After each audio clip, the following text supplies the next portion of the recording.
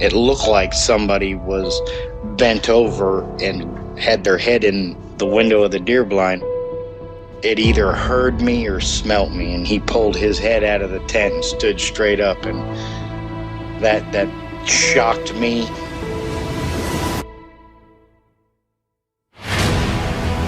They don't make people that big. The way it moved, almost as if it was gliding across the beach. I've never seen anything move like that in my life. They were screaming at each other in gibberish. It sounded like a language, and they were chuntering away back and forwards, back and forwards, back and forwards. I know what a bear looks like, and there is no way on this planet that what I saw were bears.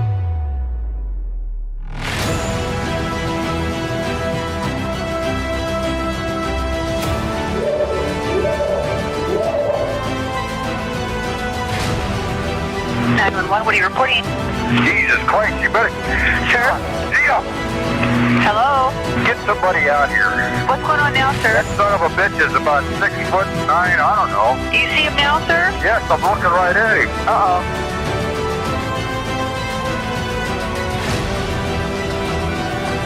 Hi, I'm James Wafer from Liverpool, UK, and I'm listening to real-life diabolical accounts on Sasquatch Chronicles.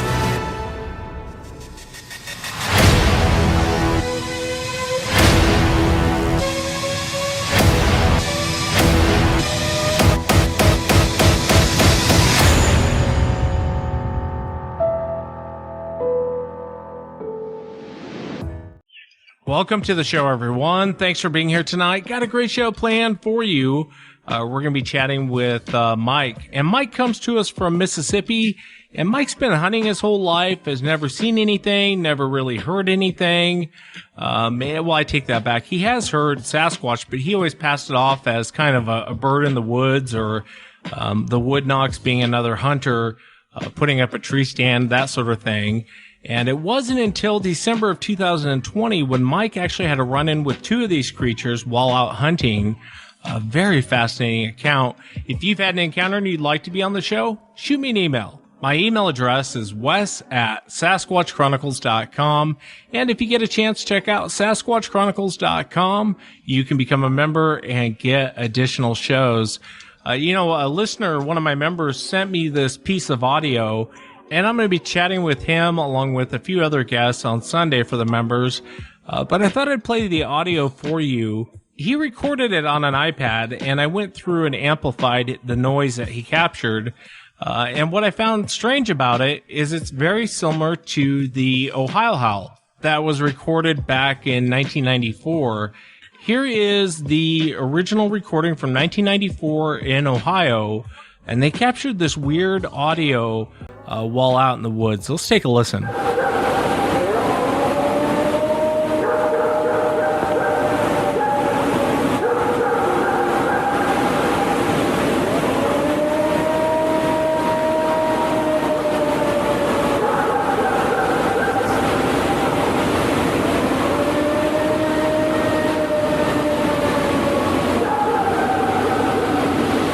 What's really cool is the eyewitness that sent this to me. This recording is from 2012 in Maine.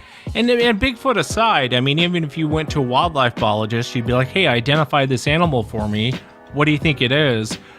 They're very similar. Let's take a listen. This is 2012 in Maine.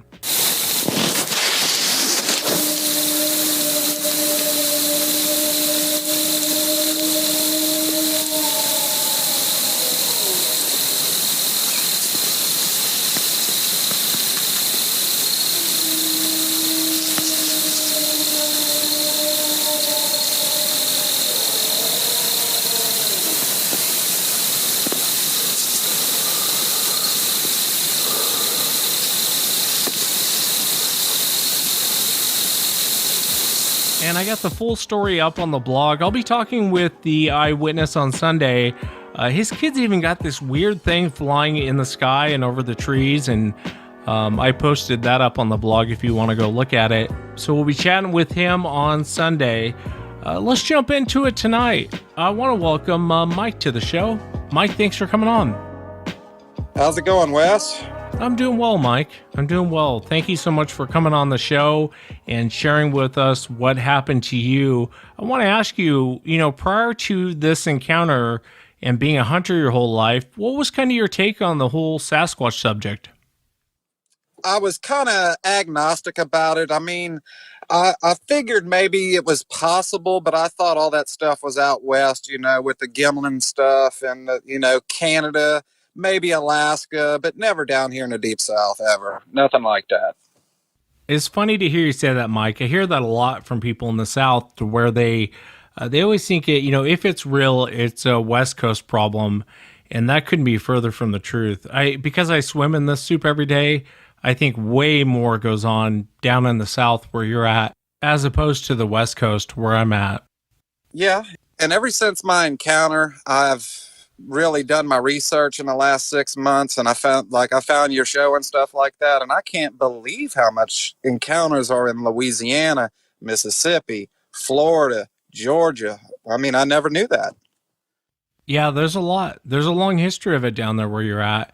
And if you go to historical records, if you look up Wild Man or Devil Monkey or Booger, that sort of thing, you'll find a lot of accounts. If you look up Sasquatch, Bigfoot, probably not going to find much in the historical records in the South anyways. If you would, Mike, would you just kind of start from the beginning? I know this was about a year ago, a little bit less, December 2020. If you would you just kind of start from the very beginning? Kind of tell us what you were doing and walk us into what happened. Okay. I'm from Biloxi, Mississippi, which is a little casino town on the Gulf Coast of Mississippi. And down here in the deep south, when people deer hunt, they use dogs. A lot of people, they use foxhound. They call it the walker. Well, I'm not. I'm an avid still hunter, and to get away from the dog hunting, you have to go into like a wildlife management area for still hunting and stuff like that. Well, on December 14th, I went to a spot that I'd hunted for years and years. It was off of a power line, and this wildlife management area is it's taken care of by the state. There's plenty of ryegrass fields and stuff like that. Well, that's your hunter's first go-to, and I work on weekends, so I always hunt during the week, and I always put cameras out, and I've never had anything like that show up on a camera or anything like that. It was just very weird. I was up the tree one day. I always get pretty high so I can see pretty good. And it's starting to give me just a minute, Wes. I'm starting to get a little bit of butterfly. It's starting to come back to me a little bit. So anyways, it was probably 3:45-ish, 4-ish. It was getting dark then, probably right at around dark where you can't see, probably around 5:30. At about 3:45, I heard something coming in the woods behind me, and it sounded like it had a lot of weight to it, a lot of mass to it. At first I'm thinking, okay, it's probably a buck coming in, fixing across the power line. I wasn't on a food plot or anything like that. I always hunted behind where I was hunting on a power line behind a food plot, because the deer, they get so used to the hunters that they will not come out on the food plots until after dark and eat. It makes them nocturnal down here. But the way I've always hunted deer is I would always catch them 400 or 500 yards behind the plot on a power line or something, because what them deer do is that they'll get 100 yards from the ryegrass plot and sit there and wait for the sun to go down. And when there's no more sunlight, they feel safe and they'll go out there and eat, So it was coming in behind me, and it got on the side of me and it stopped. And I heard heavy breathing, very heavy breathing, like almost labored breathing. It was pretty weird. So I'm sitting there. I couldn't see anything because down here in Mississippi, it's nothing but gallberry bushes and briars and all that crap. You can't see anything. Every year they burn the woods here. That way, they burn all the underbrush, just so you can see a little bit. So anyways, this thing is just hunkered down probably 50 yards from me. And it's just sitting there. And it gets to be 20, 25 minutes later. I can hear it in there fumbling around, but it's not really moving. Then it starts to move north, like away from me a little bit. And I'm like, what is this thing doing? The whole time I'm thinking deer. I don't have, is he gonna wait till it's dark and he's gonna hear me come down the tree? And so I'm just sitting there, man, and I'm like, I'm getting really impatient. I'm starting to get pretty pissed off, because the sun, you can't beat the sun. The sun's going down. Then it got silent for about another 10 minutes. And then all of a sudden, out of my right peripheral, I see something black go out onto the power lines, but it's further away. We're talking 100, 125 yards, 130 yards. So I put this thing in my scope, and it looks exactly like a black bear standing on all fours. I know we have black bears. We don't have a lot of black bears. They're federally protected. If you shoot a black bear and game warden gets you, you're going to do federal time. I'm sitting there, and it's just looking ahead, side to side.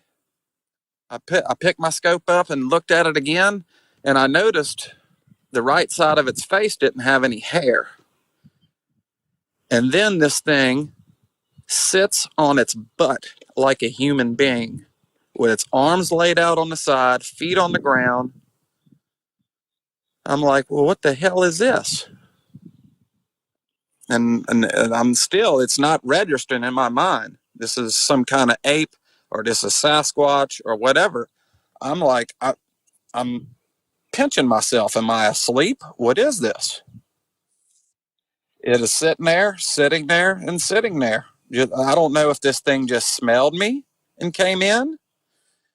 I don't know if it was just doing its own thing and it never knew I was there the whole time, but it's sitting there. I'm looking at it, and I focused in on its back really, really good. I got a really good look at it. I had a 3x9 by 56 Vortex scope, about a $600 scope, pretty good one for my price range, anyways. And I got to looking, and this thing, it didn't have, like, when you grab a dog by its hide, or if you look at a bear on TV, it didn't have that pelt hive. It was hair, human hair, but long. Imagine a rock star that's got long brown hair. That's what his hair on his back consisted of. And you could see through it. And you could see his skin. His skin was a little bit ashy, but it was dark, dark brown. And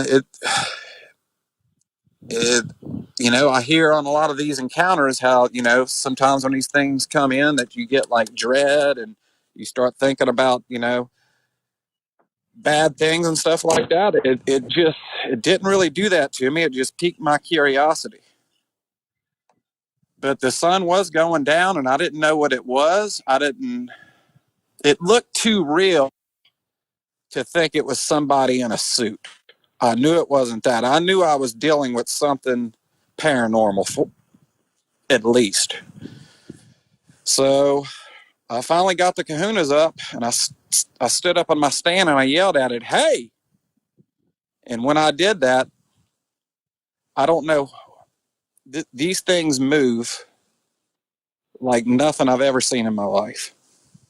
I'm shaking. I'm shaking real bad right now because I'm going back to the way this thing moved. Yeah, it's very strange, almost kind of unnatural. You know what I mean? It's, Wes, it's like this thing popped up, but it's like it was sitting down. It didn't use its legs. I don't know if it just pushed up real quick, so fast I couldn't see, but this thing popped up in the air onto its feet and was looking, doing 360s. He was looking for the source of the sound, and he couldn't see me, and he started mumbling. He was doing that gibberish stuff that I mean, just that Tasmanian, that yo yo yo yo yo yo. That's what he was doing. but he was talking too. He was like trying to make sentences, and I couldn't make it out. He couldn't see me because I was hidden pretty good. I was up 30 foot in a tree, but when I hunt, I hunt to where I'm not skylined by animals and stuff where they can't see me. He couldn't make out the sound, and he was just going crazy, man. And then he let out a scream. Oh man, sounded like a lady screaming, plus a bull, maybe a bull and a woman screaming. Very extremely deafening loud. He was very big. He had a huge head on him, cone-shaped head. No hair on his face. He had very, very little facial hair, but he had a profound brow ridge. He was unbelievably big, big boy. When he was walking, he was huge. It was like from his waist up, was pretty big, but his legs and his arms were super long. Like his hands were going past his knees. And he was looking for the source of the sound. But when he stood up now, when he was standing up, it wasn't like us, man. It was like his legs didn't lock out all the way. Do you know what I'm saying? Yeah, they have a very strange way of their stance, of a way of standing. I think it's knee placement is why it looks so weird, but I get exactly what you mean. Yeah, his knees didn't lock out all the way. It was like they were still bent a little bit. And he was looking for the source of the sound, man. And he had his back to me. He had his back to me again, and I looked at him again in my scope, man, and I can see his fingernails. He had dirt under his fingernails. Like maybe when he was sitting down, he might have been digging in the dirt. I don't know.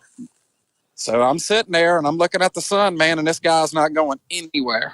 He's not going anywhere. I'm thinking, okay, is he just gonna keep going? But he wanted to know what the source of that sound was. So I finally just kind of said in a low voice, "Hey, I'm right here."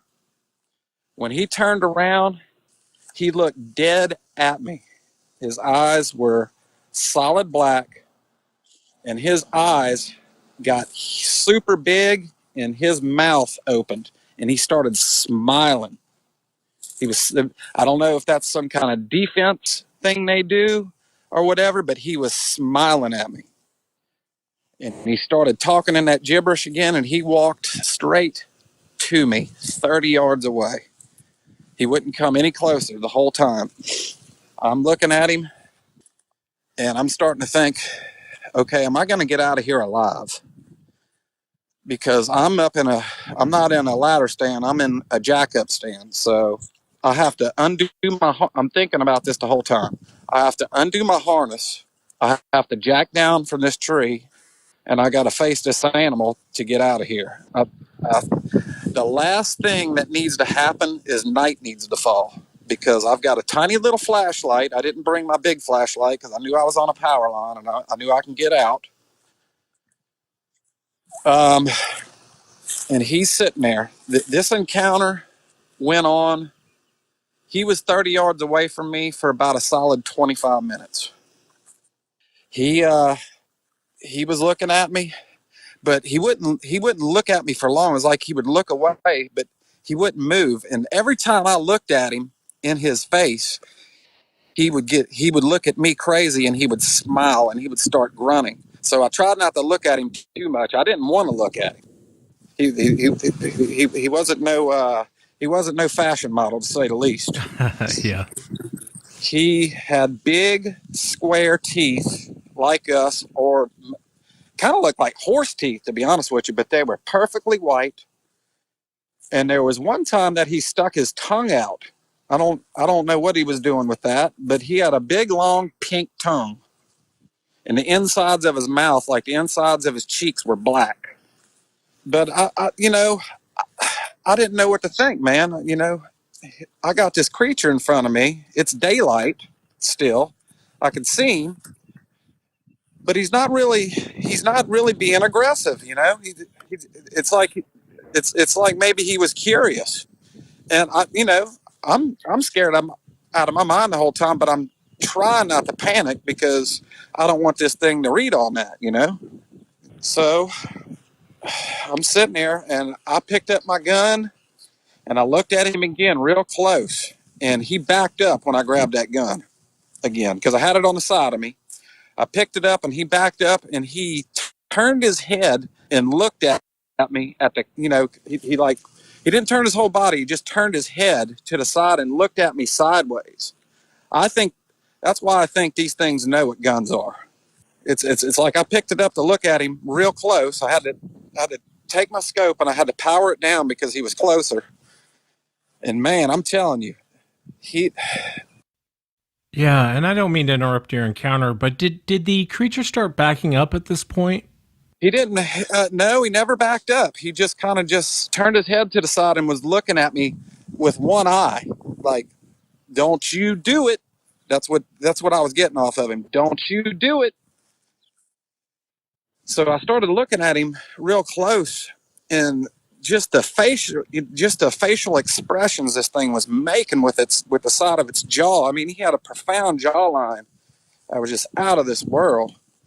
His hair on top of his head was black. He was solid black hair, but I mean, he had a lot of hair on top of his head, is what I'm trying to say. I'm starting to think, why aren't we ever told about these things? I mean, I'm sure I'm not the only one that's ever seen something like this. I'm not, and unless this is God trying to tell me something, or if this is some kind of demon or what. So he starts pacing. This thing starts walking back and forth. It's like he's trying to decide if he wants to do something about me or if he wants to go. He keeps walking back and forth, grunting, moaning. It's like he's getting impatient. And I'm thinking to myself, how am I going to get out of here? I'm going home. I'm not going to die. I got a high-powered rifle in my hand, and if I have to put it in his face and take the back of his cap off, I will. But I'd rather not. I just want this thing to go, and I want to get out of here. I'm half a mile down the power lines. I'm 500 yards down the power lines. So I finally had enough, and I said, "What do you want?" Very loud. When I did that, this thing freaked out. This thing started screaming again, and he screamed at me real close, Wes. And when he screamed, his eyes closed, and it's like his mouth got super big, and it looked like his face caved in on itself and then came back to normal, if that makes any sense. Yeah, it sounds like the creature was really pissed. Yes, and then he kept blowing at me. He was hitting me with the. It was like, you ain't going nowhere. And when he did them hoods, you can feel it hitting you in your face and in your chest. It was like there was power behind it, man. It's like, I can't explain it. I mean, he was far enough away from me then to where there's no way if he blew in the air, I can physically, feel the wind. It had some kind of power behind it. It was hitting me. It was like when you're in a parade and somebody's beating that big drum and you could feel that drum in your chest. That's what it felt like. Yeah. And he just took off. He ran about 50 yards. He hit that power line and he went back to all fours, went across the power line and just started tearing stuff up. He was pushing trees down. He was grabbing gallberry bushes and throwing them in the middle of the power lines. Then he would cross back over the power line behind me, and he was wrecking shit up over there. He finally he never quit the whole time. He was just going ape shit. And he finally got far enough away from me, I would say 100 yards, back there wrecking stuff. I come down out of that tree. I jacked down like a machine gun. I left stand and everything. I had a $400 Summit Titan that I left on a tree that I did go back and get, by the way. I'll explain that in a little bit. I started running down the power lines, and I'm running. And we're talking about a 45-year-old chubby white boy scared out of his life Yeah. going down the power lines. I get about halfway down it. You know, the sun, it's starting to, it's not dark yet. It's not dark yet. It's twilight. It's twilight. Sun's done went over the trees, but you know, the sun's gone, but you still got that little bit of light left. That's what I had. I'm going down the power lines, and I'm talking about I get down there real good and fast, and I'm winded. So I stop for a second because I can still hear him back there tearing stuff up, but he's way, way, way away from me now. I'm out of breath and I'm walking fast, trying to catch my breath. So I finally get my wits about me again. So I just start jogging a little bit because I'm whooped. I'm out of shape. All of a sudden, I hear something on the side of me, about 30 yards in the woods, doing everything I do. Running, I can hear it running beside me. I stop, it stops. Start walking real fast, it starts walking real fast. But I notice I get to where I can see the top of my truck way, way, way off. I can just see the top of it. I'm on kind of like a little hill, I guess. I get down there, and this thing, I could hear. This is why I think it's two of them, because this thing on the side of me is paralleling me, but I can still hear old boy way back there tearing shit up too, and screaming and grunting and making and doing his deal. Well, like I said, I get like maybe 250 yards from my truck, halfway point. And I got something else on the side of me. It's parallel me, but it's moving in. It's like any minute I'm ready for it to pop out. I finally had enough, man. I shot one in the air, and we're talking about a 7mm Magnum, pretty big gun. For down here, it's a real big gun, but they use that for elk and moose up in Montana. I cracked the shot in the air, and all of a sudden everything stopped. It quit. This thing quit paralleling me. Old boy in the back shut up. It got real quiet. I start running again. I get to my truck. I'm whooped, but I still got that feeling in the back of my head. You get in your truck. You don't know what's behind you. Get in your truck. Don't be stupid. So I stick my key, and as soon as I stick my key in my door and I lock my truck, I think it was the one that I seen from way back. He let off again, and it was loud, very loud. But he was probably half a mile, 3/4 of a mile off. But even from that range, he sounded like he was close. I got in my truck, man, and Leaf River is nothing but dirt roads. It's a wildlife management area. I'm slinging gravel. I'm slinging gravel. I'm out of breath talking to you, man, about this. I'm slinging gravel. I'm fishtailing, almost wrecking my truck. I finally get on the main road out of there. I finally made it to Highway 26, and I did 100 mile an hour from there, and then got on Highway 15 that takes you all the way to the coast. I don't know how I didn't get stopped by a cop, but I did 100 all the way home. I get home. I didn't even get my gun out of my truck. I stripped my clothes and got in the shower, turned it on full blast cold, and just sat there and laid in the shower for about an hour, trying to make sense of what happened to me. You know what's fascinating, Mike? I know you had to step outside because you didn't want your kids to hear the encounter or what happened to you. Man, there's a little bit of background noise. It's not bad, though. What's fascinating is the audience doesn't know you and I are on video. We can see each other. And I can tell you from doing this for so long, most of the time when people recount their encounters over the phone or on the show, they get up and they pace back and forth. And it's kind of a psychology thing that I've noticed with a lot of people. And it's fear when you're telling someone what happened to you. It's taking me straight back. It's just what keeps coming back to me was when he was looking at me, when he was super close, how close to us he is. Yeah, let me ask you, Mike, because you got a really good look at this thing in the middle of the day.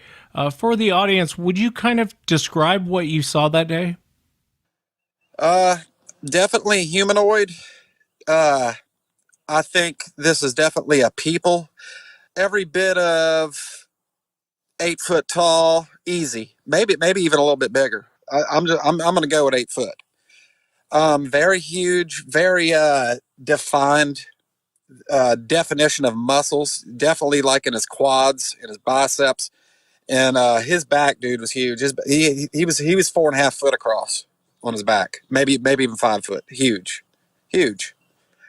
Facial wise, I've heard, like I said, I've been watching your show a lot now. In fact, I think I'm going to go ahead and subscribe to your show. I've been catching on YouTube, but I actually want to. I'm getting it. Where I'm getting at is, a lot of these people that I hear on your show and other shows, when they have these encounters, it changes their life forever, which it does. It does change your life forever. That's never gonna quit burning in your mind.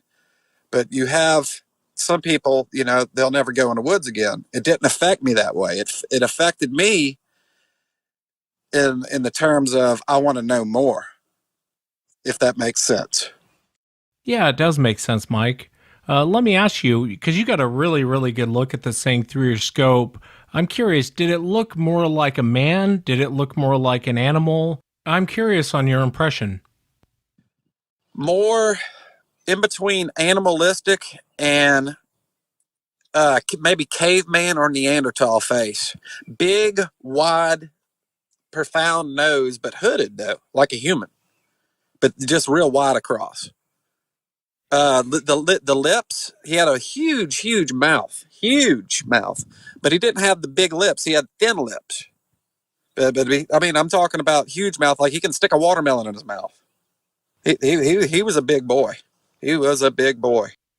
Yeah, that gets reported by a lot of eyewitnesses. That I've talked to many people who say I could put two softballs in this thing's mouth and there's still room for it to eat, which is huge. I mean, a huge mouth. A lot of people talk about that.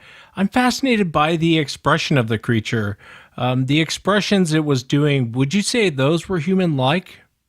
Yes, like when he was looking at me from the side, when I drew on him for about the third or fourth time, when he was close, I wasn't drawing on. I wasn't wearing my glasses that day. Anytime that I hunt and I have a scope, the scope is my glasses. I'm nearsighted. I can see stuff like 10 feet away, but anything further off, it's just a blur. So I had to use my scope to look at him real good. Well, he was looking at me when he turned it. Every time I would point the gun at him, he would turn his head and he would look at me, and he would look at me with that one eye, but the facial expression would be like, "Don't you do it? Don't you do it?" It's like this thing knew about guns and what they do. Bang, bad bang stick he's got. I don't know. I think these things are highly intelligent. I think these things are a people. Now, I know you're probably going to get to the point to where you're going to ask me what do I think they are. I think that it's hard to say, Wes. I mean, the 12-foot giant that they killed out there in Afghanistan with the red hair and a red beard. What was that? It's hard to say what they are. I don't know. You can go back to biblical times. You can go back to Enoch. I mean, is it DNA from fallen angels? We don't know. Is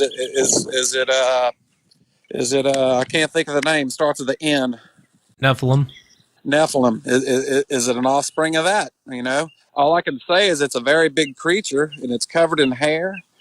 It has a language. I didn't gather that on my experience, but from other experience, they seem to be like tricksters.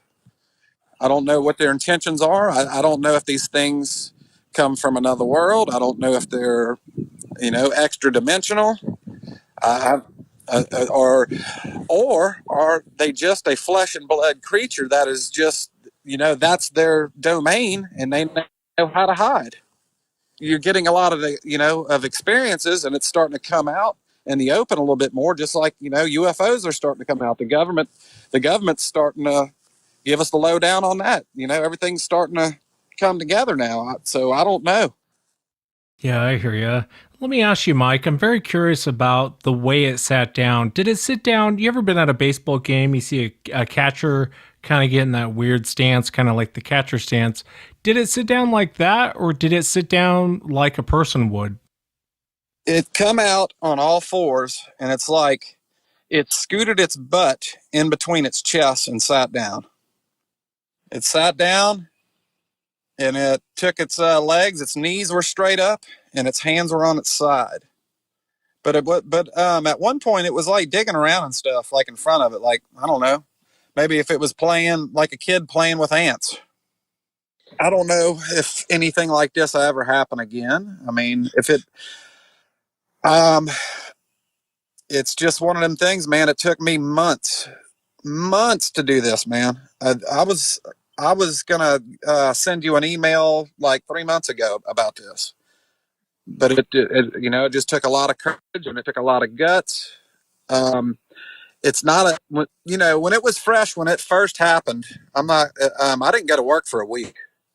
I didn't go to work for a week. I couldn't even talk to anybody. It affected me pretty bad.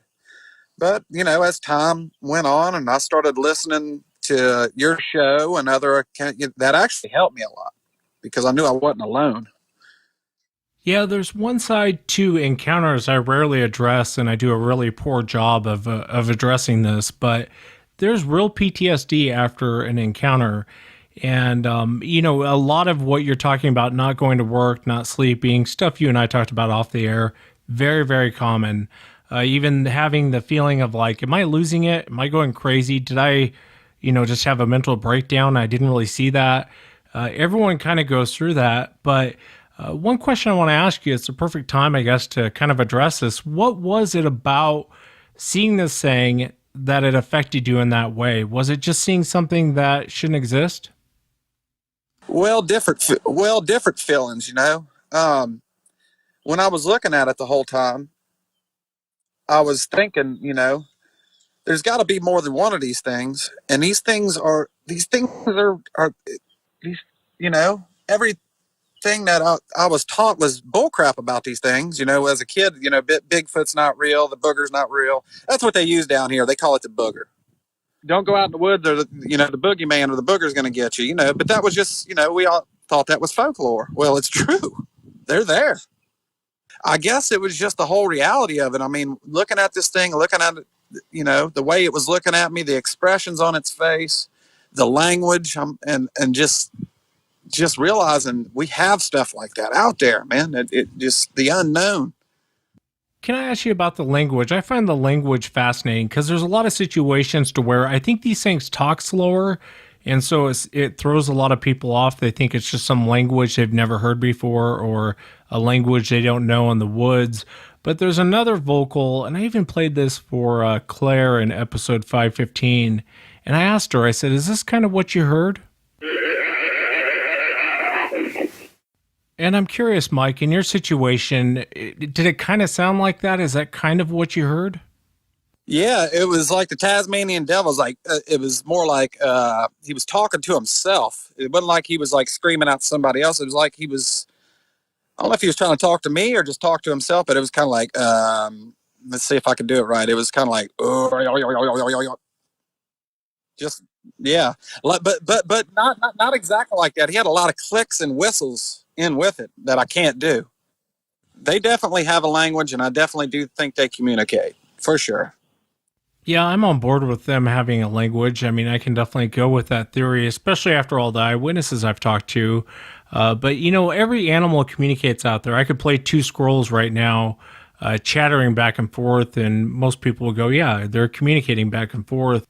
But what's weird with Sasquatch is when they talk, especially at a slower rate, it sounds like some weird ancient language. Yeah. And there's another thing I have to put out there that I left out. Like I said, I've been listening to a lot of your shows here lately, and you have some Mississippi boys on there. I've listened to Coonbo and Carrie Arnold. And Carrie Arnold said something that was very, very important, and it made me reflect. These things, all these whoops and everything, I've heard these things all my life and just thought it was other stuff. Like when they whoop, I always thought that was either coyotes or just some kind of weird bird. These things have been around me the whole time. And I just never knew what it was. They never shown themselves. Never knew what it was. I've heard beating on trees, just thinking it might be another hunter out there doing, fixing a stand up, or maybe I'm close to a house that somebody's doing construction on. Yeah, it's so strange. I've heard so many hunters say that, like the whoop. They're like, I thought it was just some weird bird, or the tree knocking. I've heard I've heard many people kind of talking the way you're talking, Mike, and it makes me wonder if deep down they just don't want to know, because no bird really whoops. You know what I mean? Right. And about a month and a half later, after this encounter, hunting season was finally over. And I took my brother with me to go retrieve my stand, but I never told him my encounter. I just told him that I left it there. Just left it. And I was going to go get it at the end of the year. Well, we walked back in there, man, and nothing out of the norm, man. Even some of the bushes that he pulled up and threw on the power line, it was gone. Yeah, not even your tree stand was touched. Not touched at all. And I've heard some encounters where their tree stands will be like twisted up and stuff. Nothing wrong with it at all. And I know you're just speculating, but I'm kind of curious, Mike. What do you think was actually going on? I mean, obviously, from what I hear, it sounds like the creature didn't know you were there. It was kind of screwing off, and then bam, you were there. But what do you think the creature was doing? And I know you're just speculating. I'm curious on your opinion. I've thought about that a lot, Wes, and here's what I come up with. It could be true, it could be false. Power lines are a good ambush point because deer, hogs, and stuff like that, they use power lines for corridors.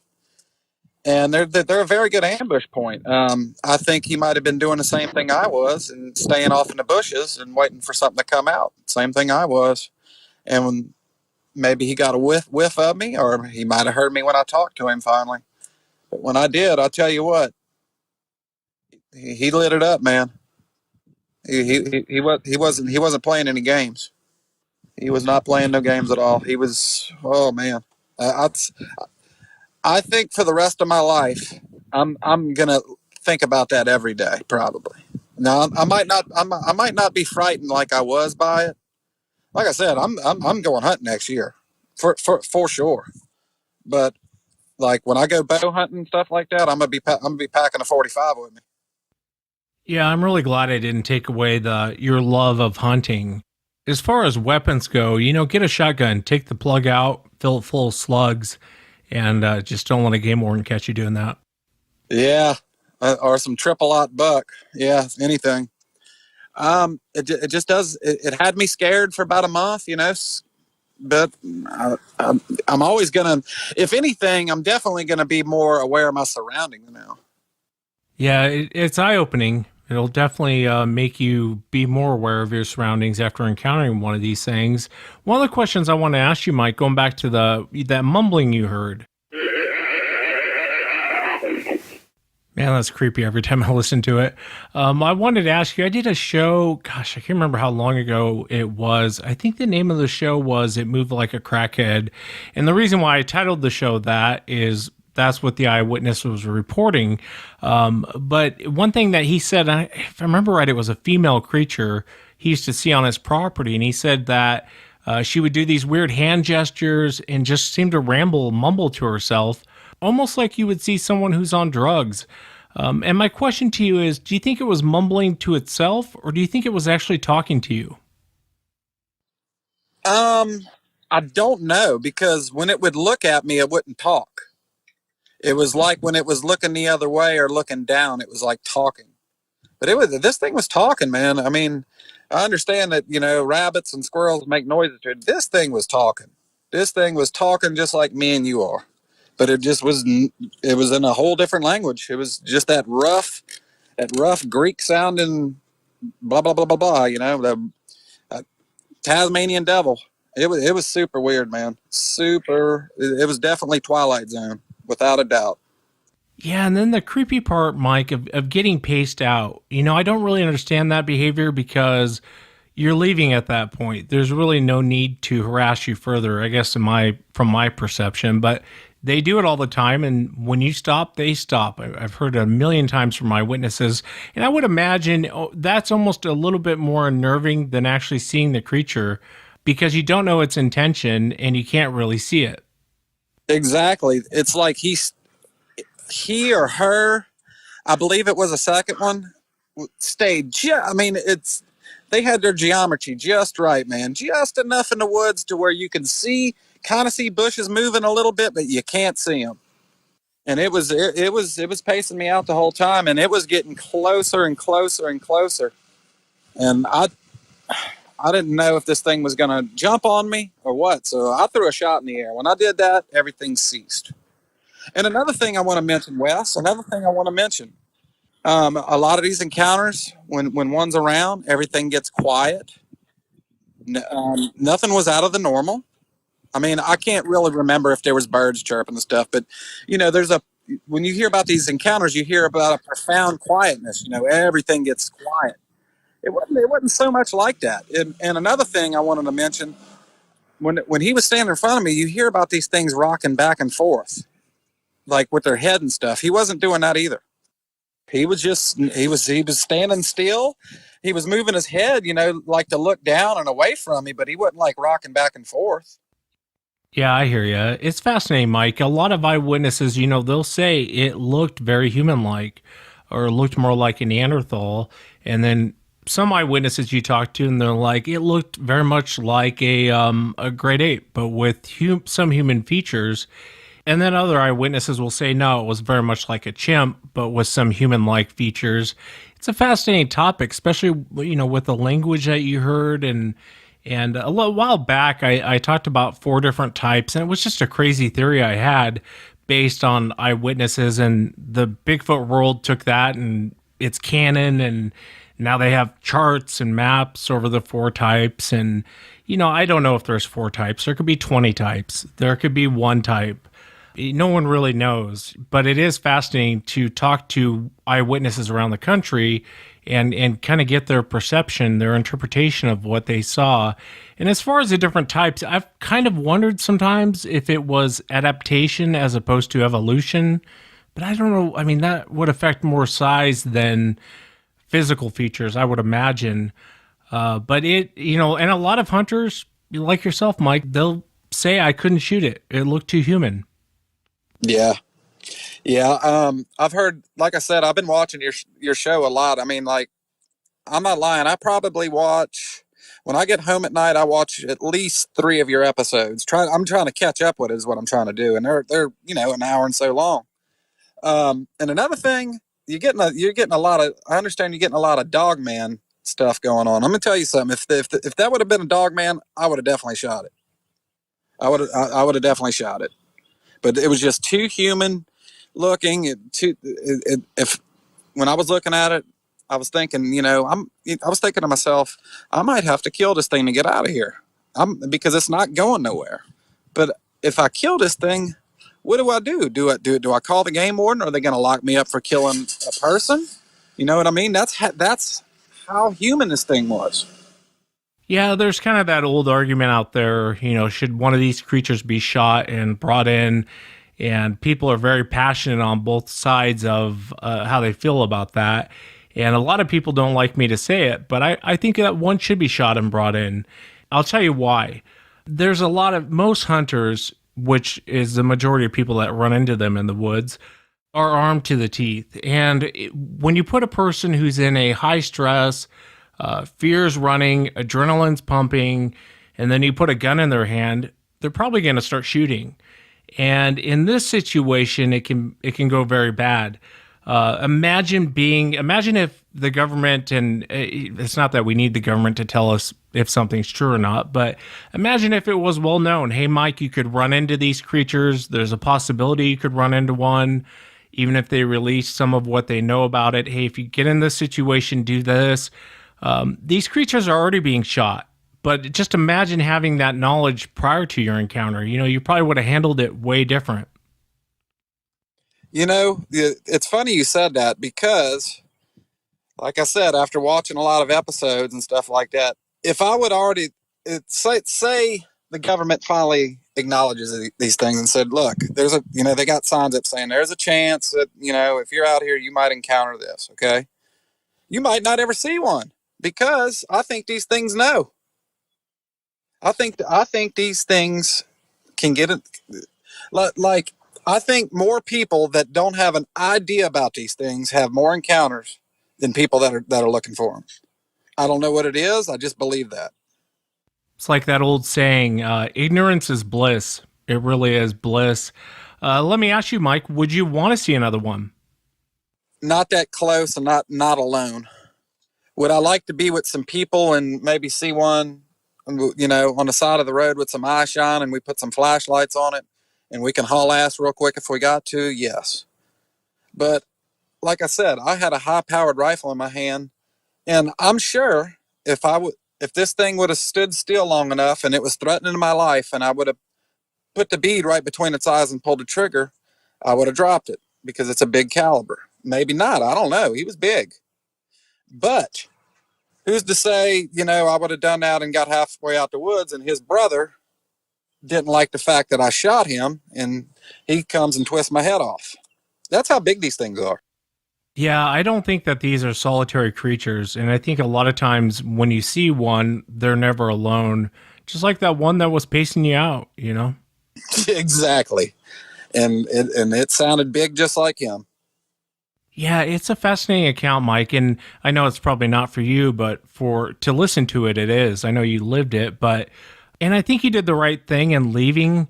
You didn't really freak out, which, we're all internally freaking out, but you didn't really show it at the time. And then, with it pacing you out, shooting off into the air as opposed to shooting off in the direction of the creature, I think was smart. I don't necessarily think that they fear guns, because there's a lot of encounters that makes me think that they really don't care about the sound of a gun going off. But there is a lot of situations they will kind of back off when you do that, as long as you're not shooting in their direction, which is bizarre to me. But I really think that you did everything right, man. There's a lot going on in Mississippi. I would love to get a chance to talk to some of these Mississippi boys and just see, just to see how that they took it over, throughout the years. I think one of them is Bigfoot Odyssey. I've tried to contact him, but with no avail. Yeah, if you want, I know Kerry. I'll send him your information. He's probably just working. Every time I talk to him, he's working like nonstop. I'm sure he'll get back to you. But if you want, I'll send him your info. And for the audience, Kerry Arnold has the YouTube channel Bigfoot Odyssey. He interviews Bigfoot researchers and eyewitnesses, and Kerry's good people. He's probably one of the nicest people in the quote-unquote Bigfoot community. I don't know if Kerry would like me saying he's in the Bigfoot community, but Kerry's good people, man. Yeah. His encounter that he had was up above Columbia, Mississippi. I'm familiar with that area, and I heard his whole encounter, and I'm going to tell you what, our encounters are very, very a lot of similarities, especially in the Sasquatch itself. The way that he, the way that he said it looked and everything, it pretty close. Yeah, Mike, and like I said, I will. I'll send your information over to Kerry and ask him to give you a call. Kerry's great. He's probably one of the nicest people in the quote unquote Bigfoot community. He doesn't really fit because he's intelligent and he's kind to people, and he doesn't fit the narcissist mold that most of the Bigfoot community absolutely fits. It seems to draw that type of person for some reason, but Kerry's definitely not that way. And I appreciate you taking the time to come on and share what happened to you. I really enjoyed talking with you, Mike. Oh man, I appreciate everything. I'm going to tell you what, it took some kahunas, man, but I'll tell you what, this is a great weight off my shoulder, man. Great weight. I feel a lot better. It's a positive thing. It's a good thing. Thanks again, Mike. I appreciate you coming on. No problem, man. Thank you.